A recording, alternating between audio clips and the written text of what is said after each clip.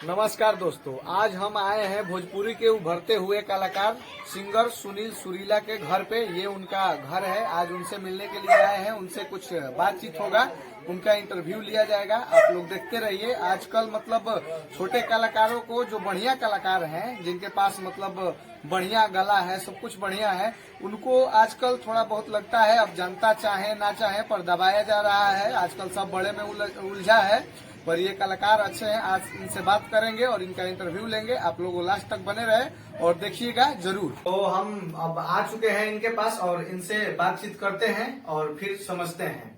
तो भैया, जो मतलब आप भोजपुरी इंडस्ट्री में जो है और बहुत सालों से गाना गा रहे हैं, आप भोजपुरी को दे रहे हैं, लेकिन अब शायद भोजपुरी की जनता या जो भी हो अभी प्यार दुलार कम बरसा रही है। आखिर आपको क्या लगता है, कब तक भोजपुरी की जो जनता है आप पे प्यार दुलार जम के बरसाएगी? नमस्कार, प्रणाम। हम भोजपुरी गायक सुनील सुरीला सर भोजपुरिया भैया लोग के श्रोतागणों के प्रणाम करे थनी और दिल से आशीर्वाद की कामना करब। भैया जो बात पूछला है बहुत ही अच्छा बात पूछला है और हमें कई बात कहा कि सब समय के खेला है। जेकर समय बलवान हो खेला खुद ब खुद सामने आ जाला। और बसाते हम ये कहल चाहब कि मेहनत से कबो हारे के ना चाहिए। हम एक ही चीज लेके चलल बानी। जब से पढ़ाई पीरियड में भी हमार शिक्षक हमारा ये कही दिए कि बेटा मेहनत से कभी भागना मत। मेहनत है, काबिलियत है तो आज नहीं तो कल रंग लाएगा ही। मेहनत रंग लाती है। और वो बात के लेके हम अपना में निर्णय बनौनी, अपना मानसिक तौर पर निर्णय बनौनी कि मेहनत इतना करो कि भगवान के भी पसीना आ जाए। अच्छा, तो आप मेहनत तो बहुत कर रहे हैं, लेकिन मेहनत के हिसाब से जो प्यार दुलार आपके ऊपर बरसाना चाहिए, जो ये जनता वीडियो देख रही है उनको, क्या अभी आपको उस तौर पे मतलब मिल रहा है? ये आपसे हम जानना चाहते हैं। अब हम भैया देखिए, सब समय के बलिहारी है। हम तो ऐसे परदेसी गायक, हम उड़ीसा और छत्तीसगढ़ में रह के भोजपुरी गौनी बजौनी और उन्हें अपना मातृभाषा भोजपुरी भाषा के परचम लहरानी, जो कि उड़ीसा के एक भोजपुरी म्यूजिक कंपनी, सार्थक म्यूजिक कंपनी है, जो कि दूसरा भाषा के होते हुए भी हमारा भोजपुरी कैसेट निकलस। हम वो म्यूजिक कंपनी के, सार्थक म्यूजिक कंपनी के दिल से धन्यवाद देता नहीं। और भैया आपके चैनल के भी हम धन्यवाद देता नहीं कि आप हमसे रूबरू का तनी हमको मौका देता नहीं। ना, हम लोगों का जैसे काम है कि ऐसे तो बहुत लोग हैं कि जो पवन सिंह, खेसारी या मतलब कोई भी कलाकार हो, सबके पास जाते हैं, हर छोटे बड़े कलाकार के पास, और जाके उनका इंटरव्यू लेते हैं। लेकिन ज्यादातर हम ये देखे हैं कि जो बड़े कलाकार हैं, जिनका मतलब गाना आजकल बहुत चल रहा है ज्यादा ही लेवल पे, उसके पास जाके वो लोग लेते हैं उनका इंटरव्यू। लेकिन मेरा मानना ये है कि जो कलाकार अच्छे हैं, जिनका गला अच्छा है, जो बढ़िया बढ़िया गाना गाते हैं, अश्लील मुक्त गाना गाते हैं, उनसे मिला जाए और उनको आगे बढ़ाया जाए। जो कलाकार जमीनी स्तर पे बढ़िया है। तो हमको लगा कि आप कलाकार अच्छे हैं, इसलिए हम आपसे मिलने आए, आपका इंटरव्यू लेने आए। तो आप ये बताइए, आप एक कलाकार हैं, तो कलाकार के रूप में आप दो शब्द कोई गाना गुनगुना के हमारी जनता को सुना दीजिए, हमारी ऑडियंस को। बहुत अच्छा लगा था भैया जो बात कल बड़ भैया बड़ कलाकार लोग के।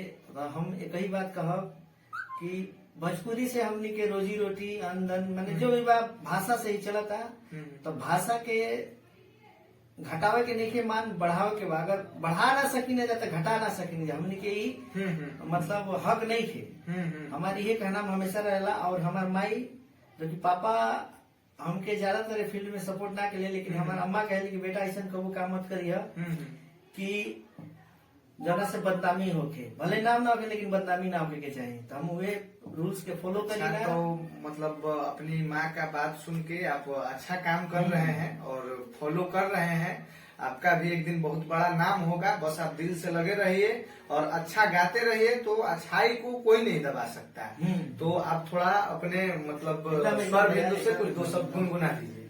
तो हमारे ऐसे तो तमाम बहुत सारा गाना बाड़ी से एक गाना हमारा है कि गोरी हमारा पपनी के पानी हो, जो कि वर्ल्ड फेमस गाना। यहाँ तक कि मॉरिशस से उनके फोन आवेला विदेश में कि बबुआ हिम्मत मत हरिया, आवाज बहुत अच्छा बा, लागल रहा। हम लागले बानी और वही लगला में बहुत प्रकार के गाना गाने जा। और एगो बात हम इहो कहब कि भैया हो कलयुग ना भटजुग गायक के तो हम ठीक बात जे जितना सेंस बा उतना अपन काम करता उतना गावता, लेकिन समाज भी कुछ होके के चाहिए, समाज के भी ध्यान देवे के चाहिए। तो जब वो सुनबे ना करी तो गाई गई। हाँ, जिसे कहने का मतलब इनका ये है कि ज्यादातर ऑडियंस या जो भी है, मतलब कोई थोड़ा अश्लील सुन रहा है, बात कड़वा है, लेकिन कोई अश्लील सुन रहा है तभी गायक अश्लील गा रहे हैं।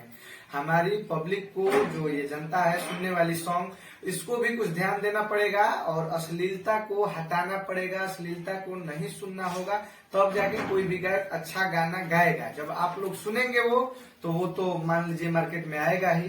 तो आप लोग इस बात पे खास ध्यान दीजिए। भैया आप अपने स्वर बिंदु से कुछ गुनगुना के दो शब्द आप सुनाएंगे।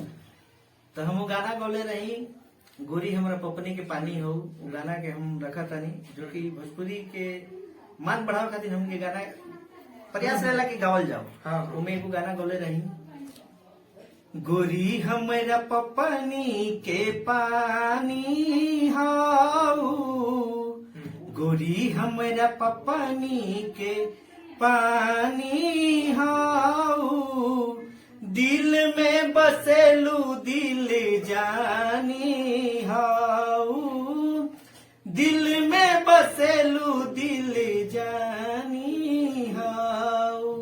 वन फेमस हमारा गाना। सच में मतलब सुन के हमको अच्छा लगा और सच में आपका गला बहुत ही अच्छा है।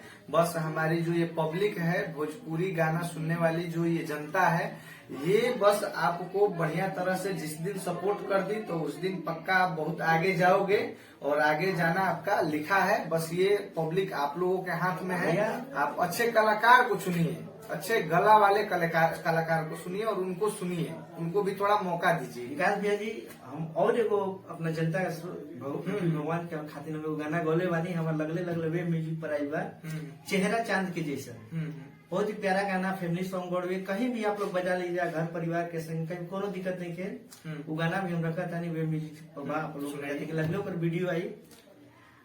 चेहरा जैसे चांद के रूपवा, मीठी मधुर मुस्कान के, चेहरा जैसे चांद के रूपवा, मीठी मधुर मुस्कान के, ए जी गोरे गोरे गलिया पतिलेबा, सुंदर एगो मोरा जान के, हाँ जी गोरे गोरे गलिया पतिलेबा, सुंदर एगो मोरा जान के, केसिया गिराई जब ले ली अंगड़ाई, प्यार वाली ने माता देली उपेठाई, केसिया गिराई जब ले ली अंगड़ाई, प्यार वाली ने माता देली उपेठाई,